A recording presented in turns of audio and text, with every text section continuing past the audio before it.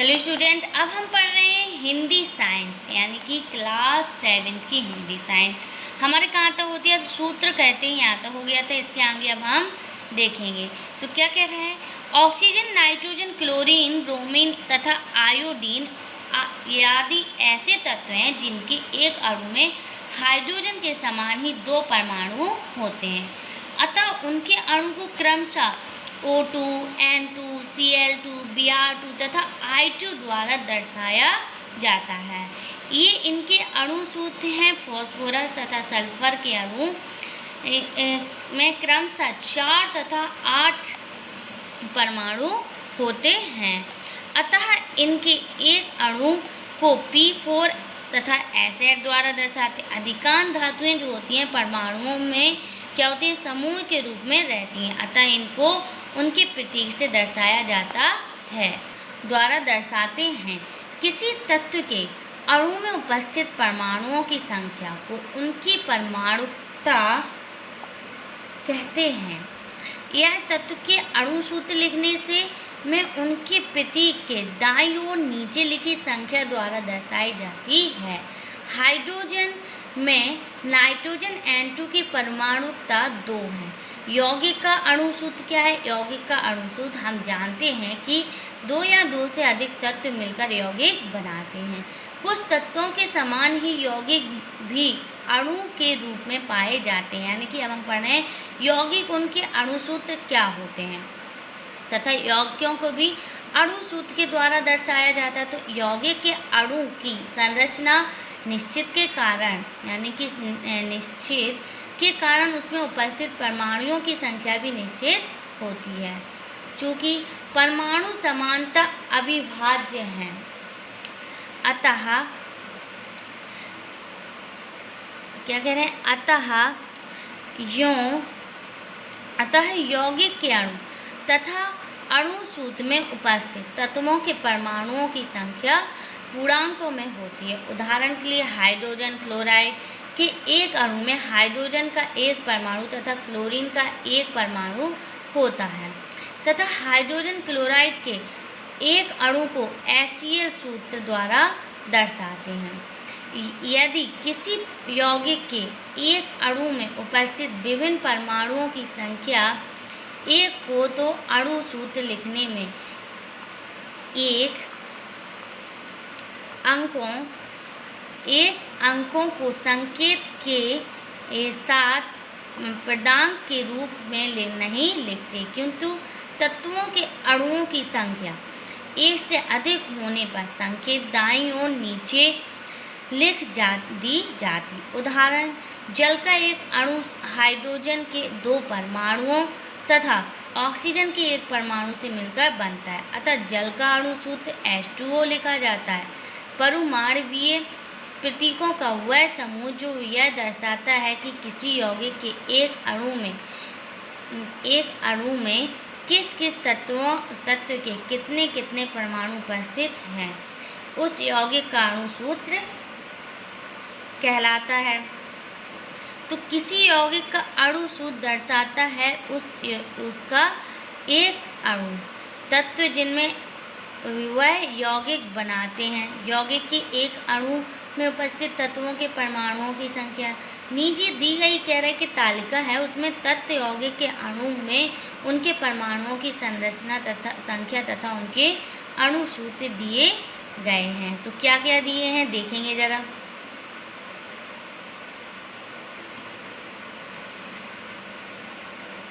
क्या दिए हैं, यौगिक क्या दिया है हमें, सोडियम क्लोराइड सूत्र क्या होता है NaC है। कौन कौन सी इसमें यौगिक उपस्थित है, सोडियम और क्लोरीन। सोडियम का Na होता है और Cl का क्लोरीन का C है। परमाणु के एक सोडियम होता है और एक क्लोरीन होता है। कार्बन डाइऑक्साइड CO2 कार्बन होता है, ऑक्सीजन होता है CO यानी कि 1 और 2।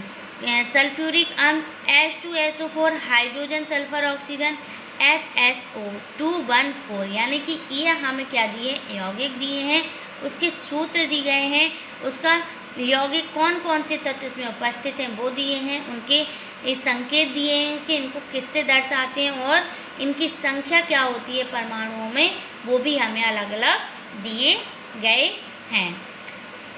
और भी हमें यहाँ पे कुछ परमाणु दिए गए हैं, देखेंगे क्या दिए हैं। तो पहला 4th हमें देखना है, हमने अभी 5th देखा था, 3rd तक। 4th क्या है हमारा, नाइट्रिक अम्ल है, HNO3 हाइड्रोजन, HNO3 S से हाइड्रोजन, N से नाइट्रोजन, O से ऑक्सीजन, HNO यानी कि हाइड्रोजन एक है, नाइट्रोजन एक है, लेकिन ऑक्सीजन कितने हैं, 3 है। तो आपको दिख रहा होगा कि यहाँ पे जो ऑक्सीजन के पीछे 3 लगा यही है। कैल्शियम और कार्बोनेट, चूना पत्थर, CaO3 यानी कि चूना पत्थर भी कई जगह पर आ जाता है, तो इसका फॉर्मूला है CaCO3। Calcium carbon oxygen, CaCO 113। Calcium hydroxide चूने का पानी, CaOH का 12। कैल्शियम ऑक्सीजन हाइड्रोजन, CaOH 1 2 और 2। चीनी शक्कर, चीनी का क्या होता है, C12H22O11। Carbon hydrogen oxygen, CHO 12 22 और 11। पोटेशियम परमैंगनेट यानी कि KMnO4, पोटेशियम मैंगनीज ऑक्सीजन, ठीक है, KMnO 11 और 4। ऑक्सीजन हम देख रहे हैं ज़्यादातर सब में ज़्यादा है। तो सोडियम कार्बोनेट को हम बोलते हैं धावन सोडा बोलते हैं। और Na2CO3, सोडियम कार्बन ऑक्सीजन यानी कि sodium carbon oxygen, sodium Na carbon C oxygen O, ये सब क्या है हमारे इसमें तत्व पाए जाते हैं, ठीक है। NaCO 2113। अब क्या दिया है हमारा, सोडियम बाइकार्बोनेट, एक खाने का सोडा होता है। NaSCO3, sodium hydrogen carbon oxygen, NaSCO यानी कि 113। तो ये थे हमारे कुछ यौगिक, उनमें सूत्र क्या था, यौगिक में उपस्थित तत्वों के नाम क्या थे, उनके अव्ययी संकेत क्या थे, और इनमें परमाणुओं की कितनी कितनी संख्या होती है। तो ये हमने क्या देखे थे, सूत्र। हमने 10 सूत्र देखे हैं, आप उसे याद भी कर सकते हो। अब हमें क्या दिए है, अम्ल और क्षारक एवं लवण। अम्ल, क्षारक एवं लवण क्या होते हैं। तो हम अपने दैनिक जीवन में बहुत से पदार्थों का उपयोग करते हैं, जैसे नींबू, इमली, सिरका, नमक, चीनी। क्या इन सब का स्वाद एक समान होता है। तो आप देखते हैं कि इनमें से कुछ पदार्थ स्वाद खट्टा होता है, कुछ कड़वा होता है, कुछ मीठा होता है और कुछ बहुत ज़्यादा नमकीन होता है। आइए चर्चा करते हैं कि इन भोज्य पदार्थों का स्वाद खट्टा क्यों है। तो नींबू का रस खट्टा, साइट्रिक अम्ल होता है इसमें। संतरे का रस खट्टा, ये भी साइट्रिक अम्ल है। सिरका खट्टा, दही खट्टा, इमली कच्चा आम खट्टा, इसमें एसिटिक एसिड, लैक्टिक एसिड और टार्टिक एसिड हमने देखे कि ज़्यादातर कौन से अम्ल पाए जाते हैं, इसलिए ये पदार्थ क्या होते हैं, खट्टे होते हैं। अब हमारे क्या दिया है, नेक्स्ट हेडिंग दी है अम्ल, यानी कि पहले हम पढ़ेंगे अम्ल के बारे में। तो उपयुक्त सारणी में अंकित नींबू, सिरका, दही, इमली एवं कच्चा आम आदि पदार्थों का स्वाद कैसा है, खट्टा है। इनका खट्टापन इसमें उपस्थित एक विशेष प्रकार के यौगिक के कारण होता है जो अम्ल कहलाता है। ऐसे शब्द लैटिन भाषा में एसियर से बना है, जिसका अर्थ है खट्टा। वह पदार्थ जो स्वाद में खट्टे होते हैं अम्ल कहलाते हैं। भोज्य पदार्थों में पाए जाने वाले अम्ल, भोज्य पदार्थ में पाए जाने वाले अम्ल प्राकृतिक या कार्बनिक अम्ल कहलाते हैं और ये अम्ल बहुत क्षीण प्रकृति के होते हैं। इन्हें दुर्बल अम्ल भी कहते हैं। इन्हीं दुर्बल प्रकृति के कारण ही इनका उपयोग भोज्य पदार्थों के रूप में होता। कुछ अम्ल बहुत प्रबल होते हैं जो त्वचा पर पड़ जाने पर उसे बुरी तरह जला देते हैं। इन्हें हम कहते हैं खनिज अम्ल या प्रबल अम्ल कहते हैं, जैसे सल्फ्यूरिक अम्ल, हाइड्रोक्लोरिक अम्ल तथा नाइट्रिक अम्ल। इनकी प्रबल प्रकृति के कारण इन्हें हाथ से छूना अथवा चखना बहुत हानिकारक होता है। ठीक है, अब हम देखेंगे ऐसे अम्ल जिनमें पानी की मात्रा अधिक होती है तथा अम्ल की मात्रा कम होती है। तनु अम्ल कहलाते हैं। अम्लों में पानी की मात्रा बहुत कम होती है। सांद्र अम्ल कहलाते हैं। सांद्र अम्लों में पानी की मात्रा बढ़ाकर उन्हें तनु अम्ल में बदला जा सकता है। अम्ल को तनु बनाते समय विशेष ध्यान रखना चाहिए कि पहले पात्र में पानी, फिर धीरे धीरे उसमें अम्ल मिलाना चाहिए। कभी भी अम्ल में पानी नहीं डालना चाहिए। ऐसा करने से अम्ल जलने की संभावना अधिक रहती है। प्रबल अम्ल से यदि त्वचा जल जाए तो उसे तुरंत पानी की अधिक मात्रा में धोना चाहिए या वह अम्ल के प्रभाव निष्क्रिय कर देता है। ठीक है, अब हमें नेक्स्ट हेडिंग क्या दी है? क्षारक। तो देखेंगे क्षारक क्या होता है। क्षारक क्या होता है? बेसिक। अम्ल मीन्स क्या होता है? एसिड, और क्षारक मीन्स बेसिक। खाने का सोडा Na2CO3 के विलयन को अपनी अंगुलियों के बीच में रगड़ने तो यह साबुन जैसा चिकना लगता है। ऐसे पदार्थ को स्पर्श करने पर साबुन जैसे लगते हैं। भस्म या क्षारक या बेस कहलाते हैं। जो भस्म या क्षार जल में अत्यधिक घुलनशील है, यानी कि जिनको छूने में कैसा साबुन जैसा लगता है, वो हमारे क्या होते हैं? क्षारीय पदार्थ होते हैं, जैसे NaOH, KOH, छूने का पानी, NH2OH आदि। अतः सभी क्षार भस्म है, परंतु सभी भस्म क्षार नहीं होते हैं।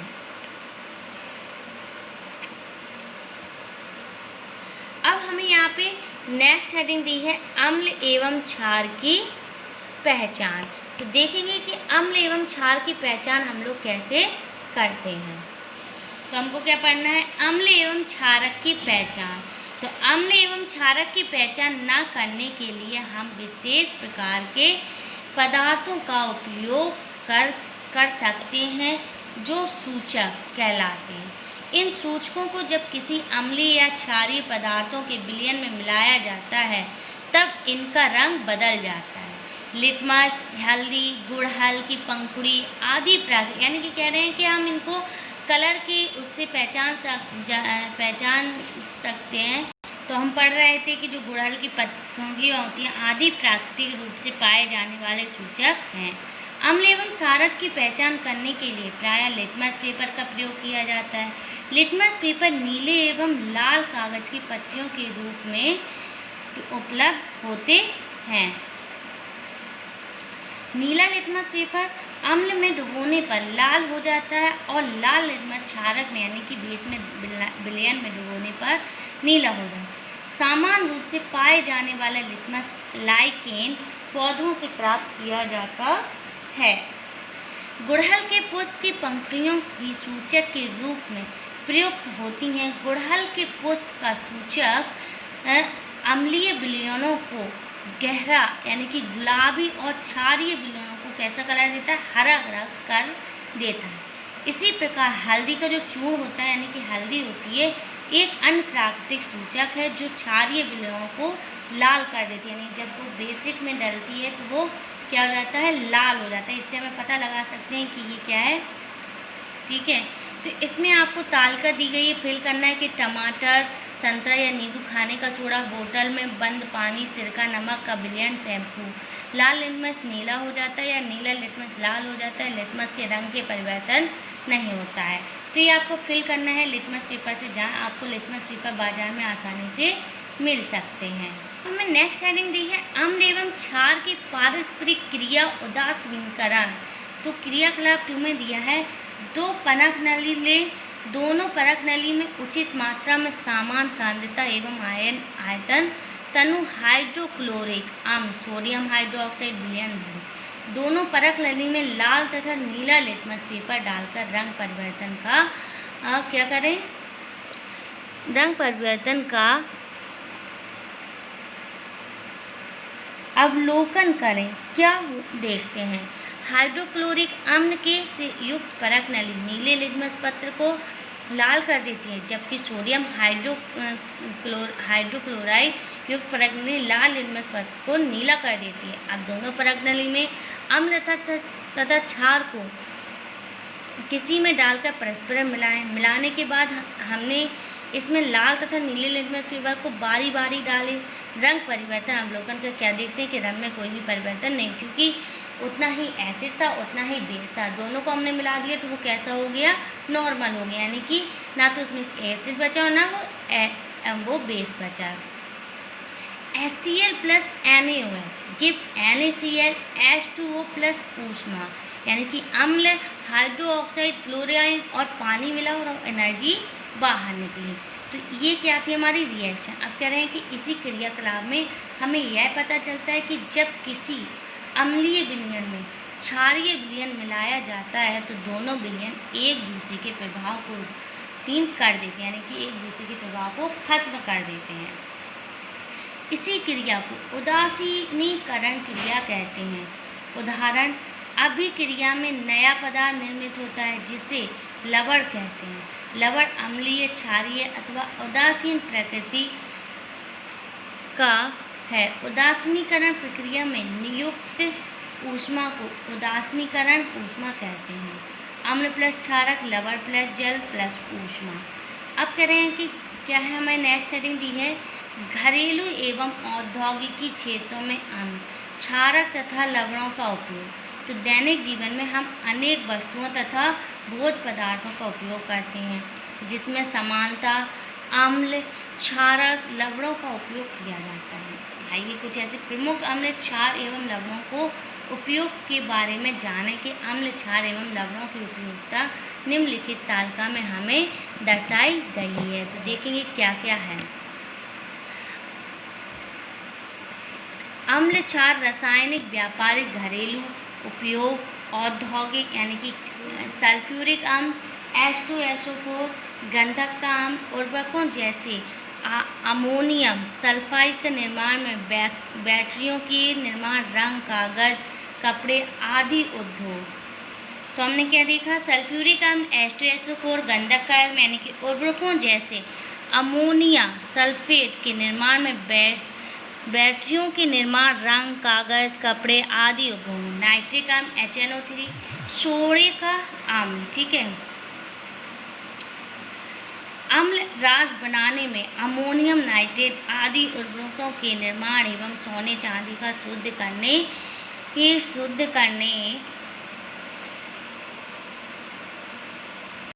फटाके तथा अन्य विस्फोट जैसे TBNT, डायनामाइट, विस्फोटक बनाने में। अब नेक्स्ट दिया हाइड्रोक्लोरिक अम्ल HCl, नमक का अम्ल, टॉयलेट की सफाई में, ठीक है, जो टॉयलेट होता है उसमें, क्लोरीन निर्माण में, नमक के शोधन में। एसिटिक अम्ल CH3COOH, सिरका, यानी कि अचार बनाने में करते हैं, दवा में करते हैं। सेलुलोज एसीटेट, फोटो फिल्म के निर्माण में, सफ़ेदा बनाने में। नेक्स्ट हमें क्या दिया है, सोडियम हाइड्रोक्साइड, यानी कि sodium hydroxide NaOH, caustic soda, घरेलू काम में, बर्तनों की सफाई में, साबुन निर्माण में। कैल्शियम ऑक्साइड CaO, चूना, घरों की पुताई, घरेलू उपचार, अमोनिया निर्माण में।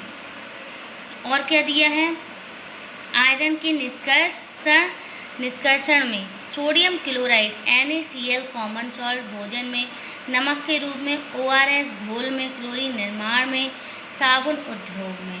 सोडियम कार्बोनेट Na2CO3, धावन सोडा, कपड़ों की धुलाई में, कांच के निर्माण में, जल की कठोरता दूर करने में। सोडियम बाइकार्बोनेट NaSCO3, खाने का सोडा, बेकिंग पाउडर बनाने में, ठीक है, पेय पदार्थों के निर्माण में, ब्रेड, केक आदि बनाने में, भोजन बनाने में। और इसका क्या दिया है हमें कि सोडियम कार्बोनेट के निर्माण में, पाचक पदार्थों के निर्माण में। तो ये सब कहते हैं, हमें तालिका दी गई थी कि कैसे हमें यहाँ पे सारी चीज़ों को बताया कि कौन कौन से एसिड होते हैं, क्षार होते हैं, कैसे हम इनका इस्तेमाल करते हैं। अब हमने क्या सीखा, इससे देखेंगे कि ठोस, द्रव, गैस पदार्थ की 3 अवस्थाएं हैं। ठोस में पदार्थ के कण एक दूसरे के बहुत निकट होते हैं, ठीक है, ये 2 कंडीशन। और द्रव में पदार्थ के कण ठोस के कणों की अपेक्षा एक दूसरे से अधिक दूरी पर होते हैं। गैसीय अवस्था में पदार्थ के कण द्रव की तुलना में एक दूसरे से काफ़ी अधिक दूरी पर होते हैं, गैस में और भी ज़्यादा अधिक होते हैं। द्रव तथा ठोस की तुलना में गैस अत्यधिक संपीड़नीय यानी कि कंप्रेसिबल है। पदार्थों के कणों के मध्य अंतराव अवकाश या रिक्त स्थान होते हैं। विलयन में नमक या शर्करा जैसे विलेय पदार्थ जल में घुलने पर जल के कणों के मध्य विद्यमान स्थानों पर समाहित हो जाते हैं। नेक्स्ट कह दिए, विभिन्न तत्वों को एक निश्चित प्रतीक चिन्ह के द्वारा प्रदर्शित करते हैं। प्रतीकों द्वारा तत्व का नाम ज्ञात होता है। सिरका, नींबू का रस, दही, इमली, कच्चा आम खट्टा होता है। खट्टा पदार्थ समानता अम्लीय होता है। कड़वा तथा कसेला स्वाद यानी कि कसेला स्वाद पदार्थ क्षारीय हो सकता है, यानी कि जो पदार्थ कड़वे होते हैं और कसेले यानी कि हल्के से कड़वाहट पैदा करते हैं वो हमारे क्षारीय पदार्थ कहलाते हैं। सिरका, नींबू का रस, दही, इमली, कच्चा आम खट्टा होता है। खट्टा पदार्थ समानतः अम्लीय होता है। कड़वा तथा कसेला स्वाद वाला पदार्थ क्षारीय हो सकता है। ऐसे पदार्थ जो स्पर्श करने पर साबुन जैसे लगते हैं भस्म, क्षारक या बेस कहलाते हैं। जो क्षारक जल में विलय होते हैं उन्हें क्षार अल्कली भी कहते हैं। नेक्स्ट कह दिया है, सूचकों द्वारा अम्ल और क्षारक की पहचान भी की जा सकती है। ये भी हमने सीखा। अम्लीय तथा क्षारीय मध्यम के सूचक के अलग अलग भी होते हैं कि और लिटमस, हल्दी, गुड़हल क्या है, ये प्राकृतिक सूचक है। जो प्राकृतिक, इससे हम लोग प्राकृतिक तरीके से पता लगा सकते हैं कि जो हमारे चीज़ बता दें वो अम्लीय हैं या क्षारीय हैं। फिर अगला हमें क्या दिया है कि अम्ल तथा क्षार की क्रिया से लवण भी बनता है, यानी कि जो अम्ल होते हैं और क्षारीय पदार्थ होते हैं उनसे क्या बनता है, लवण भी बनाया जाता है। अब हमें यहाँ पे कुछ एक्सरसाइज दी गई है, देखेंगे क्या दी गई है। तो पहला हमें क्या दिया है एक्सरसाइज में, हमें सबसे पहले दिए हैं चूज़ द करेक्ट ऑप्शन। ये हम नेक्स्ट वीडियो में एक्सरसाइज करेंगे और इसका चैप्टर लिखेंगे।